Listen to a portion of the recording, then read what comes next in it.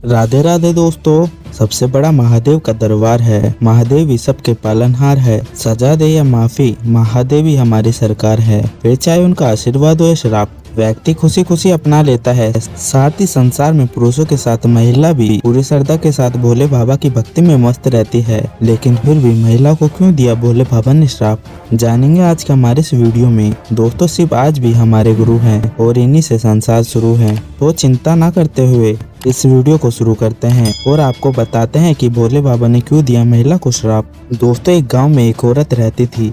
जब भी वह औरत के घर पे कोई भी साधु महाराज कुछ भी मांगने के लिए आते थे तो वह औरत उन्हें कोई ना कोई बहाना बनाकर उन्हें दान देने से इनकार कर देती थी और उस भिखारी को अपने दरवाजे से लौटा देती थी। एक दिन उसके द्वार पर एक साधु बाबा आते हैं और वह औरत से कहते हैं, बालिका इस बार तो कुछ दान कर दे। दोस्तों वह महिला उन्हें कोई भी बहाना बनाकर उन्हें लौटा देती थी और कहती थी, बाबा बाद में आना, मेरे पास देने के लिए कुछ भी नहीं है और जब मैं देने के लायक हो जाऊंगी तो मैं आपको दे दूंगी। औरत के मुंह से यह बात सुनकर साधु बाबा वहां से चले जाते हैं। अगले दिन साधु महाराज उस औरत के घर फिर से आते हैं। वह औरत अपने बच्चे को खाना खिला रही थी। फिर औरत कहती है, अभी रुकिए, मैं अपने बच्चे को खाना खिला रही हूँ, बाद में आना, मैं आपको दान दूंगी। और फिर कुछ देर बाद साधु महाराज फिर उसके घर पर आते हैं। फिर वह औरत अन्य कामों में व्यस्त थी। वह औरत बोलती है, बाबा हमेशा की तरह घर के काम में मैं इतना व्यस्त हूँ कि मुझे कुछ देने के लिए आपको टाइम ही नहीं मिल पाता और इसी वजह से मैं आपको कुछ दान नहीं कर पाती।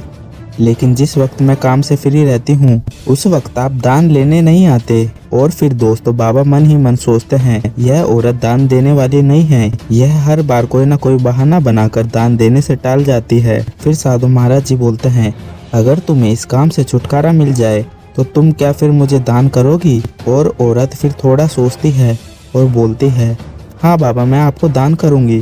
फिर साधु महाराज कहते हैं, अब तुम्हें मैं जैसा बोलता हूँ अब वैसा करो। और महाराज जी उसे बताते हैं, सुबह सुबह घर का काम ना करके सूर्योदय के बाद ही घर में झाड़ू लगाएं और झाड़ू को खड़ी जरूर रखें। घर में झूठे बर्तन छोड़कर सो जाएं। ऐसा तुम कुछ दिन करके देखो, तुम्हारा सारा काम खत्म हो जाएगा और तुम आराम से रह सकोगी और फिर मुझे दान करोगी। यह औरत साधु महाराज जी का कहने के अनुसार वैसे ही करती है। धीरे धीरे उनके घर में सुख समृद्धि खत्म होने लगती है। सारी दौलत बर्बाद हो जाती है पर पूरी तरह से उसके घर पर कंगाली छा जाती है। और फिर साधु महाराज आते हैं और देखते हैं औरत एक कोने में बैठी हुई थी। फिर वह बाबा कहते हैं, क्यों बालिका, आज तो तुम्हारे पास कोई काम नहीं है, क्या तुम आज भी मुझे दान नहीं दोगी?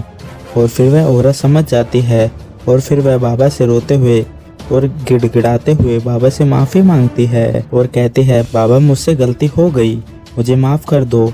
और फिर बाबा कहते हैं, यह मेरा श्राप नहीं बल्कि शिव गुरु का श्राप है। अगर माफ़ी मांगनी भी है तो महादेव से मांगे, मुझसे नहीं। अगर महाकाल ने तुझे दान देने के काबिल बनाया है तो तुझे दान देना चाहिए। यदि तू हर रोज ऐसे बहाने मारोगे तो एक दिन तुम्हारा सारा घर और पैसा ऐसे ही बर्बाद हो जाएगा और तुम पूरी तरह से कंगाल हो जाओगी और तुम किसी को दान देने के लायक नहीं बचोगी। और फिर वह साधु महाराज कहते हैं, आखिर तुम मेरे बताए हुए नियमों का पालन करो। फिर बाबा ने जो पहले बताई थी उन सभी को सीधे तरह से बता देते हैं। वह महिला कहने के अनुसार कर लेती है। फिर उसके घर में धन की समृद्धि आ जाती है और साथ ही घर में धन की वर्षा फिर से होने लग जाती है। इसी साधु महाराज को अपने घर से खाली हाथ नहीं लौटाना चाहिए। माधव ने हमें दान देने के लिए इस काबिल किया है। अगर कोई हमारे घर पर दान मांगने आ रहा है तो इसलिए हमें दान जरूर देना चाहिए। तो दोस्तों आज की वीडियो में बस फिलहाल इतना ही। अगर आप लोग भी महाराजा निरुद्धाचार्य जी को अपना गुरु मानते हैं तो वीडियो को लाइक करें और हमारे चैनल को सब्सक्राइब करना ना भूलें।